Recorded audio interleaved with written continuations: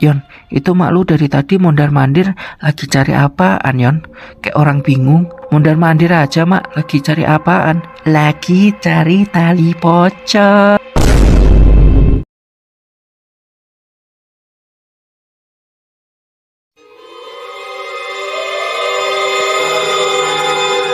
Mak, kenapa, mak?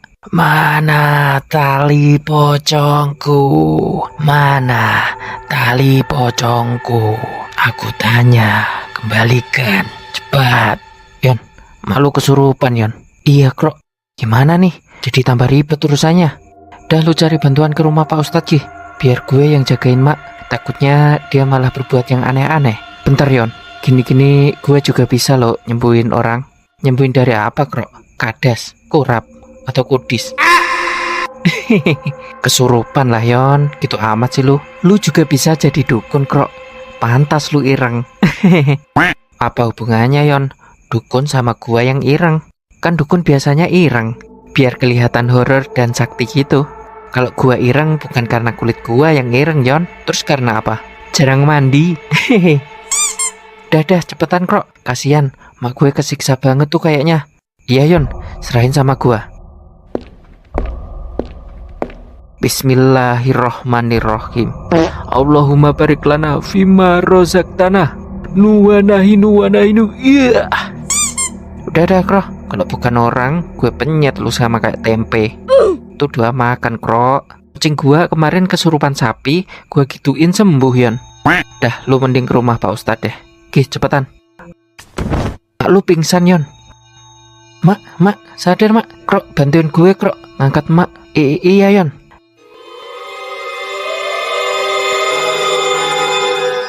Assalamualaikum, Yono, Sukro. Waalaikumsalam, Pak Ustadz. Yono, Sukro, gimana? Udah siap? Langsung cus ke rumah orang tuanya si Eneng. Iya, Pak Ustadz, tinggal berangkat aja. Kenapa wajah kalian suram sekali, kayak nggak semangat gitu? Gini, Pak Ustadz, tadi malam kami didatengin arwah si Eneng lagi, Pak Ustadz. Dan kemarin tuh kami panik. Masalahnya mak saya yang dirasukin arwahnya si Eneng. Walah, terus gimana keadaan mak lu, Yon? Kemarin sempat pingsan, Pak Ustadz. Tapi alhamdulillah sudah siuman dan bisa diajak bicara. Di mana mak lu? Pak Ustadz juga pingin tahu keadaannya. Iya, Pak Ustadz, orangnya di dalam tiduran, masih lemes katanya. Mak, gimana mak keadaannya? Katanya kemarin malam mak kesurupan. Udah tidak apa-apa, Pak Ustadz. Alhamdulillah. Apa perlu kita bawa ke rumah sakit aja? Enggak usah, Pak Ustadz. Ini cuman lemes aja kok. Enggak apa-apa. Kalau istirahat nanti juga sembuh sendiri. Iya, mak dibawa aja ke rumah sakit, mak. Enggak usah, Yon. Mak baik-baik saja kok. Katanya kamu mau ke rumah orang tuanya si Eneng. Cepetan, Ki. Keburu siang. Mak di rumah enggak apa-apa sendirian. Lagian ini mak juga udah sehat. Beneran, mak? Iya, Yon. Dah, selesaiin dulu keperluan kamu. Biar kejadian ini tidak menimpa orang lain. Dan yang terpenting, arwah si Eneng juga tidak gentayangan lagi. Ya udah ya, mak. Nanti kalau ada apa-apa, mak hubungin Yono. Yono pamit dulu ya, mak ya. Sukro juga pamit, mak. Doakan masalah ini cepat selesai ya, mak. Amin. Pak Ustadz, ada beberapa hal yang mau saya sampaikan, Pak Ustadz. Apa, Yon? Jadi gini, Pak Ustadz. Kemarin malam, waktu mak kerasukan arwahnya si Eneng, dia tidak minta dicopot tali pocongnya, Pak Ustadz. Tapi dia minta tali pocongnya dikembalikan. Semakin rumit saja. Iya bener, Pak Ustadz. Seakan arwahnya si Eneng ini ingin memberitahukan sesuatu, Pak Ustadz. Ya sudah. Kejadian yang kalian alami tadi malam cukup menjadi cerita pribadi saja. Jangan mengambil kesimpulan secara sepihak. Terlebih jangan sampai kita menjelekkan almarhumah si Eneng dengan cerita yang menakutkan. Kasihan dia. Apalagi kalau sampai terdengar orang tuanya si Eneng, pasti akan membuat mereka semakin bersedih dan menderita setiap hari. Jadi tolong ya, jangan disebarluaskan. Baik, Pak Ustadz. Mama pengen bilang sesuatu. Bilang apa, Mah? Soal si Neng lagi. Sudah Papa bilang, apa yang dikatakan orang-orang itu hanyalah bohong, Mah. Tapi Pak, Mama benar-benar bertemu dengan si Eneng. Mama ketemu Eneng sehabis sholat Pak. Dia minta kita untuk membongkar kuburannya. Dia juga berkata kalau dia belum tenang di alam kubur. Mama ini sekarang sudah pintar membual ya. Mama mulai terpengaruh dengan kata-kata warga di desa ini. Sehingga Mama juga ikutan berhalusinasi. Mama nggak berhalusinasi, Pak. Ini nyata. Sepertinya ada yang aneh dengan Papa. Setiap kali Mama bahas Neng anak Dita, Papa selalu marah-marah. Apakah ada yang Papa sembunyikan selama ini dari Mama? Maksud Mama apa? Mama mau berkata kalau Papa menyembunyikan sesuatu terkait kematian Neng gitu. Mama nggak bermaksud begitu, Pak. Tapi akhir-akhir ini, Papa mulai bertingkah aneh. Papa sering keluar malam dan mulai melakukan ritual-ritual aneh di rumah ini. Jadi kamu sekarang mulai berani ya sama aku? Dasar istri durhaka kamu. Cukup Pak Yanto, istighfar. Jangan sampai kita melakukan kekerasan dalam rumah tangga. Semua masalah ada jalan keluarnya. Apa kau Ustadz bodoh? Ini rumah tanggaku. Aku bebas mau melakukan apapun. Tidak usah ikut-ikut kau. Ini urusanku dengan istriku. Istighfar Pak, saya kesini bukan untuk mencampuri urusan rumah tangga Pak Yanto, tapi saya kesini hanya mendampingi Yono dan Sukro. Ada beberapa hal yang mau kami bicarakan dengan Bapak selaku orang tua almarhumah Eneng. Apa? Apa yang kalian mau bicarakan sama aku? Ngomong di sini saja.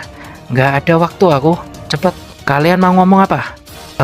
Maaf Pak Yanto, ini semua salah saya. Jadi waktu penguburan si Eneng, saya kilap. Saya tidak sengaja lupa tidak melepas tali pocongnya si Eneng. Dan gara-gara itu, si Eneng jadi tidak tenang.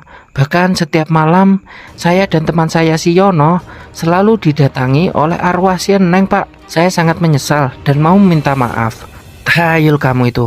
Oh iya, kamu dan teman kamu ini kan, si Yono, yang menyebar hoaks mengenai pocong si Eneng. Sini, kalian biar aku kasih pelajaran. Berani-beraninya kalian menyebar gosip tentang anakku yang sudah meninggal.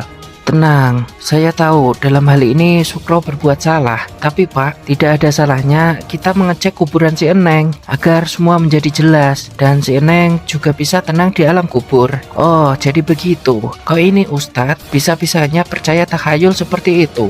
Anakku nggak mungkin jadi pocong, apalagi sampai membuat resah seisi kampung. Kalian bersekongkol kan, mau menjatuhkan aku dan keluargaku. Pah, dengerin dulu apa kata Pak Ustadz. Semua ini demi Eneng, Pah. Mama sependapat dengan Pak Ustadz. Tidak ada salahnya kita memeriksa kembali kuburan si Eneng agar kita tahu apa yang sebenarnya terjadi. Kalau memang tali pocong itu tidak berpengaruh apa-apa, ya sudah, kita kembalikan makamnya seperti semula. Tidak ada salahnya juga, Pah. Kalian sudah gila semua nampaknya. Tapi Papa kecewa sama Mama yang malah belain orang luar daripada suami sendiri. Assalamualaikum Pak Ustadz. Waalaikumsalam Pak Udin. Ada urusan apa kemari? Saya dengar dari kejauhan sedang ada ribut-ribut, jadi saya kesini. Maaf kalau saya lancang. Saya sudah 10 tahun menjadi juru kunci makam, tapi baru kali ini saya mengalami hal seperti ini. Memangnya ada apa Pak? Sebelum saya bicara, saya mohon maaf kalau kata-kata saya ini akan menyinggung Pak Yanto dan Mak Saroh. Tapi saya harus mengatakan ini, bahwa kuburan si Eneng telah dibongkar orang tadi malam. Sini kau, kuhajar kau kalau berkata aneh-aneh. Sabar Pak, kita dengarkan dulu apa yang sedang dikatakan Pak Udin. Bapak jangan marah-marah dulu. Pagi tadi saya sedang bersih-bersih makam. Saya sudah menjadi juru kunci makam selama 10 tahun. Tentu saja saya mengetahui mana makam yang baru dan sudah lama. Tapi makam si Eneng ada yang berbeda Pak. Saya merasa bahwa ada orang yang dengan sengaja membongkar kuburan si Eneng. Sehingga saya cepat-cepat kemari untuk memberitahukan kepada Bapak Yanto dan Bu Saroh selaku orang tua dan wali si Eneng. Sudah mabuk kalian semua. Dahlah, kalian uruslah makam si Eneng. Aku sudah tidak peduli dengan gosip-gosip yang kalian buat. Aku mau pergi.